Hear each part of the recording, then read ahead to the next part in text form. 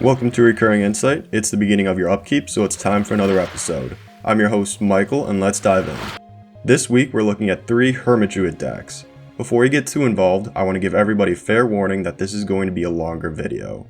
Anyways, we're looking at Doom Druid by DJYavimaya, Druid of the Underworld by Lime Blue, and Faerie Magic by Cobblepott.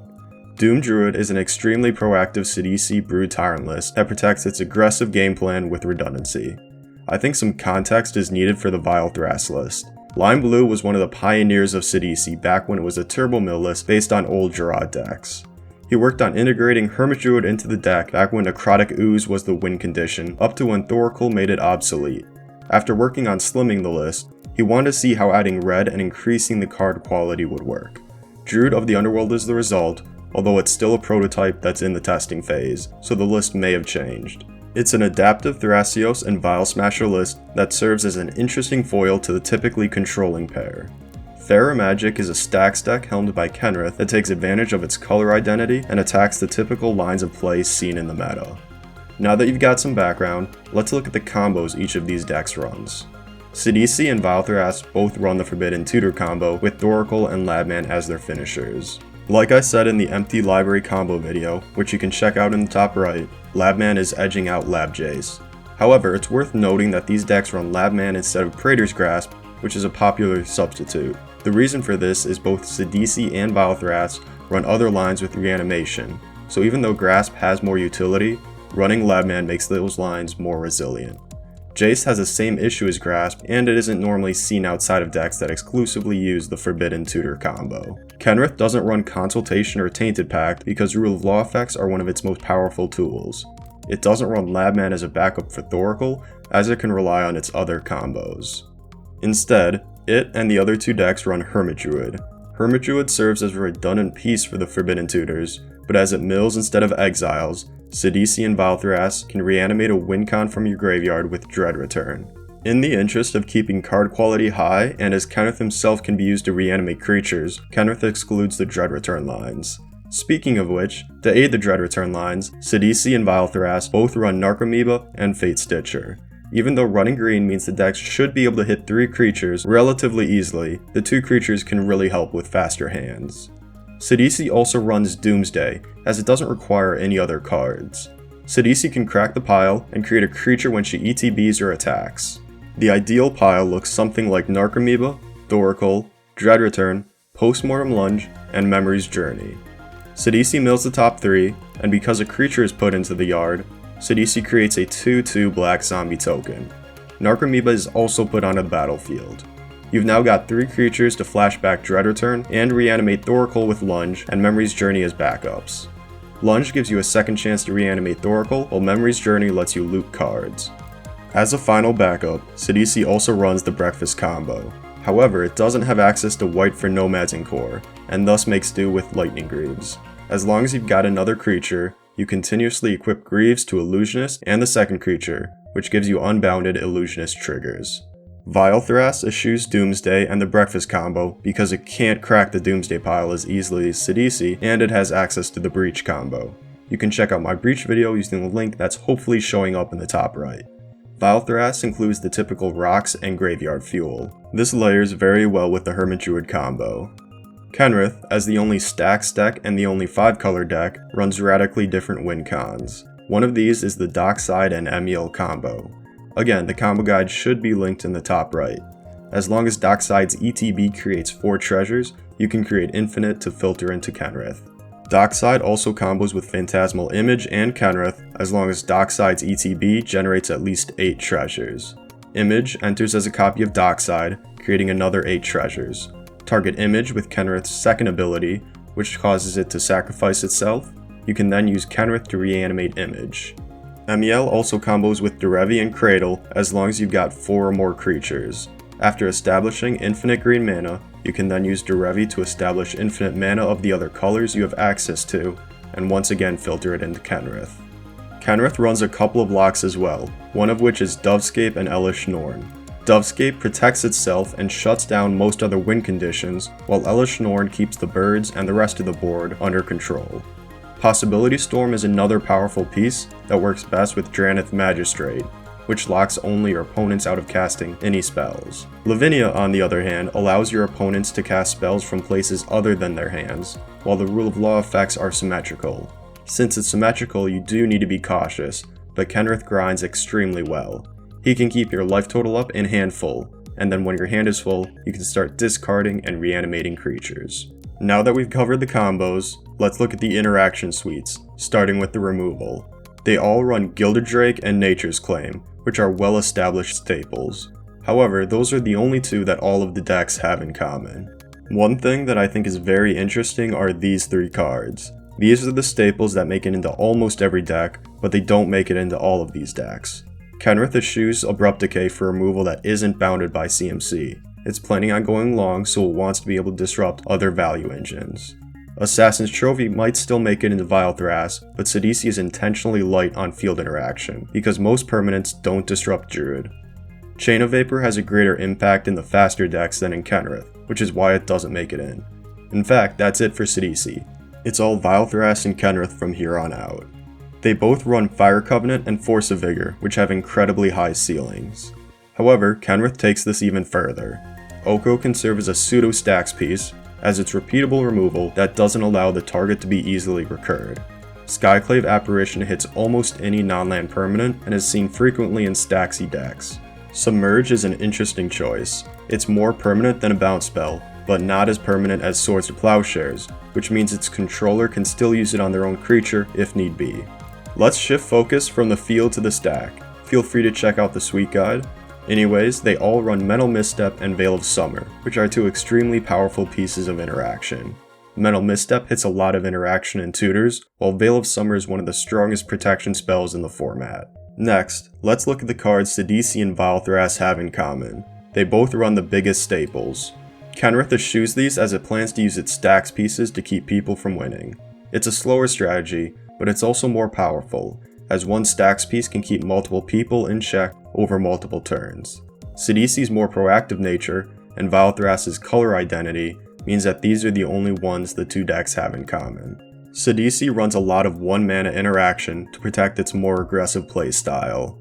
Greaves is a combo piece, but it also serves as protection for the creature-based combos in Sidisi, which is all of them besides Thoracle and a Forbidden Tutor. That's the only line that doesn't want to avoid removal. This explains Sylvan's Safekeeper, which normally doesn't make it into blue decks. Although it does feed on your lands, it's repeatable protection for a deck that needs it. Vial excludes it because it has the Breach combo, which doesn't require a creature, and Kenrith excludes it because its entire game plan helps protect it. This brings us back to Force of Negation. Sidisi runs it because it doesn't have access to the other free counter spells due to Sidisi being 4 CMC and it can protect an end step ad nauseam. Vial, on the other hand, takes full advantage of the 2 and 3 CMC commanders. It also takes advantage of the color identity with the 2 counters that can double as removal and Vexing Shusher, although Lime Blue is considering removing one of the blasts. Vexing Shusher can warp the entire game around it. You not only get to protect your own spells, but you can also decide who wins counter wars. If I'm being honest, I wasn't sure whether or not Kenrith's stack interaction would count as stack interaction, but I think it's the best place for them. Kenrith deals with win attempts with its stacks pieces, so its stack interaction is just making sure its stacks pieces land. Now that we've got that established, let's look at how they fuel their hands. Surprisingly, no card draw spell makes it into all 3 decks. Let's take a look at the overlap first. Sidisi and Vial both run Ad Nauseam. No surprise there, nor should it be surprising that Kenrith doesn't run it. The same goes for Brainstorm. Everybody loves a fish, except for Kenrith. Its stacks pieces are a huge non-bow with fish. Vial and Kenrith run Sylvan Library, but it's too slow for Sidisi, as well as being a non-bow with Ad Naus and Necro. Speaking of Necro, we're moving on to the spells that only make it into one of the decks. Sidisi runs Git Probe, but interestingly excludes the other cantrips. Git Probe is the fastest of them, and has the most synergy with Doomsday. Considering the list is trying to execute its game plan, turn 2 to 3, Ponder and Preordain are just too slow. Brood Tyrant, as the deck running the fewest colors and the fastest deck, is best suited for Necropotence. Quicken isn't a cantrip that normally sees play. I think the only cEDH deck I've seen running it was a Shimmer Zur deck. Despite being an unconventional choice, it can give you an instant speed Doomsday, or give you a surprise Hermit Druid with a to the battlefield tutor. It also runs Rhystic Study, which is understandable. What did take me back a little was that it's the only deck running Rhystic Study. Kenrith excludes it because it's a Nombo with Rule of Law effects, and it didn't make into Vial Thras as it was too slow for the Sidisi deck that Vial Thras evolved from, but Lime Blue is considering adding it back in. Windfall is a good card, but the reason it makes it in over Time Twister is that it doesn't shuffle your yard into your library. Vial Thras, on the other hand, runs Time Twister and Wheel of Fortune. Shuffling the yard in the library isn't as detrimental in this deck, so it takes the place of Windfall. Wheel of Fortune is a no-brainer, as it's card draw and a combo piece. This deck, being a little slower than Sidisi, can afford to run Ponder, which is the best cantrip after Brainstorm. The other cantrips didn't make it through the transition of Sidisi to Vial Thras as a result of Doomsday being dropped. Kenrith runs Dark Confidant and Oran Frostfang. Confidant is a staple for slower decks, and Frostfang has an incredibly high ceiling, with the deck running 36 creatures. It looks like Toski, Bearer of Secrets, is also being considered.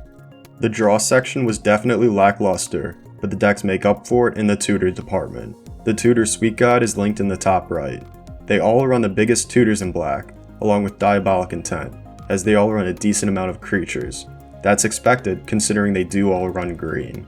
That also lets them take advantage of Neoform, which turns Dorks into Thorkel or Druid, and Worldly Tutor, which supports their creature-based combos. Here are the tutors seen in at least 2 of the decks. Starting with Consult and Pact, they're technically tutors, but they really only see play for the Forbidden Tutor combo. Eldritch Evolution is more expensive, but more versatile Neoform. The keywords there are more expensive, which also means slower, which is the reason it doesn't make it into Sidisi. Green Sun Zenith does, though, as it finds Hermit Druid for 3 mana without needing a sacrifice. However, Zenith only finds green creatures, and since Kenrith doesn't run Oof to accommodate Dockside, there aren't a whole lot of good stacks targets. Kenrith wants to lay in stacks pieces before going for the win, so it relies on tutors that have more use to the deck throughout the game. Sidisi and Vial Thras run Lindul's Vault and Mystical Tutor. I'm actually kinda surprised at the lack of Vault in Kenrith, as the slower game plan means that Kenny can take better advantage of it. However, I do understand that slots can be tight in stacks lists, and the slower game plan means that Kenrith can afford to cut it. The exclusion of Mystical Tutor was also surprising at first. Kenrith has a smaller interaction suite, and it doesn't run any combos that rely on instants and sorceries. It could be used to start tutor chains, but at 5 colors, Kenrith has access to every tutor in the format. Finally, Vial Thras and Kenny run Survival of the Fittest, which is too slow for Sidisi. Then we've got the tutors that make it into only one of the decks. Doomsday, as already mentioned, is a win condition in Sidisi. However, Sidisi also runs Entomb and Wishclaw Talisman. Kenrith cuts Entomb as Kenrith himself is the only piece of reanimation, but it could see play in the Vial Thras list, as it aids reanimation and breach lines. Talisman is a staple in proactive decks, and Sidisi is the most aggressive of the 3 decks. However, Vial Thras does get access to Gamble, which Kenrith cuts for slower but more reliable tutors. Spellseeker, though, surprised me. It was in the Sidisi deck that Vial Thras evolved from, and is included for its general utility. However, Lime Blue is considering cutting Spellseeker for Wishclaw Talisman. Kenrith invests even heavier into tutors than the other 2. Academy Rector is an interesting choice considering it only runs 5 ways to kill it. However, the locks it runs include 6 CMC enchantments, so it does have a lot of potential.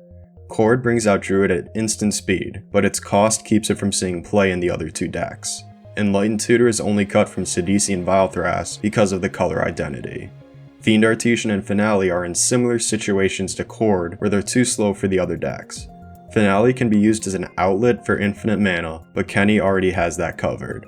Weathered Wayfarer would be too slow for the others if they even had access to it, but in Kenrith it can find Cradle. Kenny runs 36 creatures, and Cradle can be used with Derevi and Emiel to get infinite mana, so Wayfarer makes sense. Finally, Kenrith runs Yisan. Kenny's ability to give creatures haste means that it's easier to hit the second verse and find Hermit Druid or Thorkel if you've already got Druid.